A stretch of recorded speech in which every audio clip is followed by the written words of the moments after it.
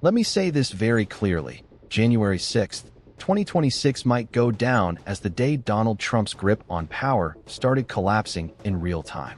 Republicans are bleeding seats, Trump is spiraling on stage, and the math in Congress is suddenly turning against him.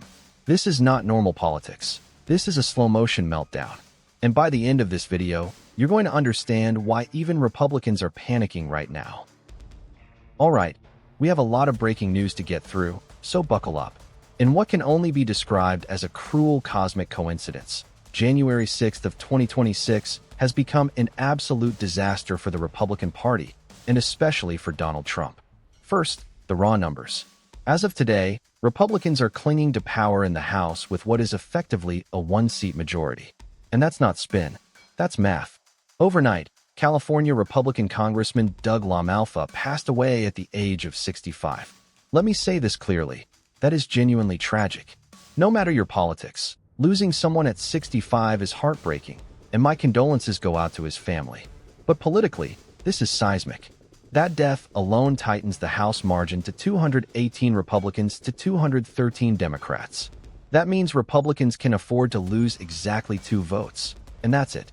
And then, as if that wasn't enough, Marjorie Taylor Greene resigns at 11:59 p.m. on January 5th, midnight, 1 minute before January 6th. Her resignation letter is real. It's filed. It's effective. She's gone. So now, Trump walks into January 6th, a date already soaked in historical failure, with the weakest congressional position of his presidency. This is where things get interesting and dangerous for Trump. With a one-seat margin, Speaker Mike Johnson cannot lose a single Republican vote. Not one. No defectors. No moderates. No protest votes. Nothing. That means no controversial legislation. No sweeping Trump agenda. No protection when things go south.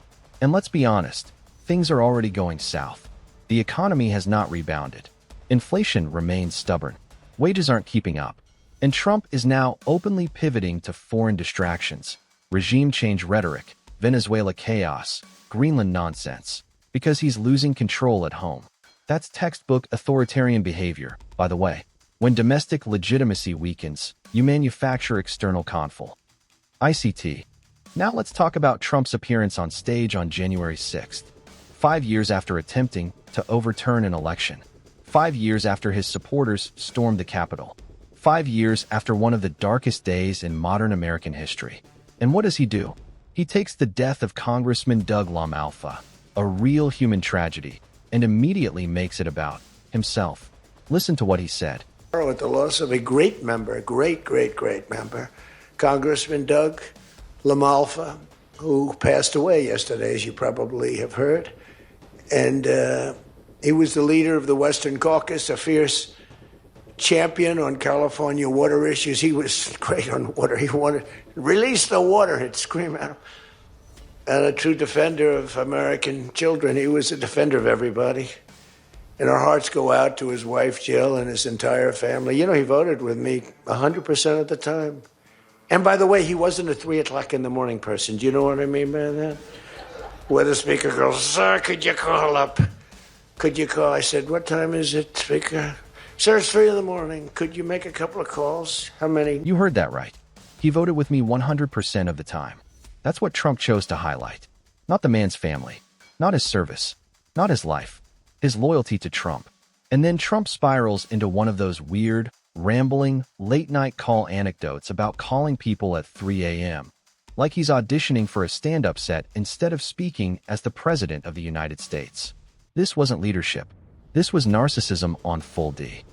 Split. Then Trump pivots, as he always does, to the media.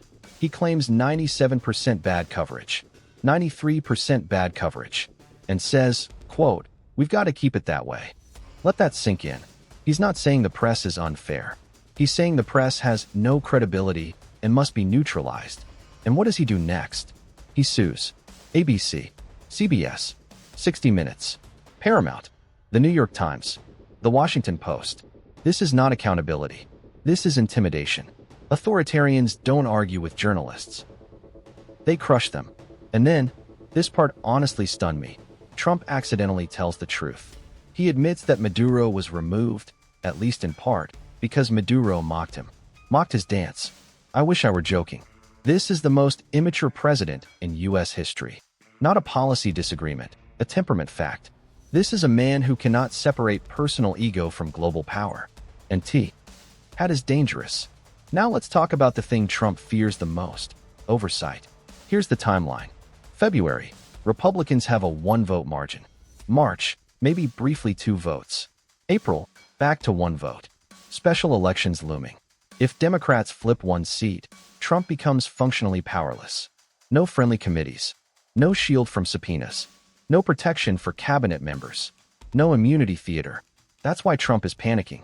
That's why the rhetoric is escalating. That's why the distractions are multiplying.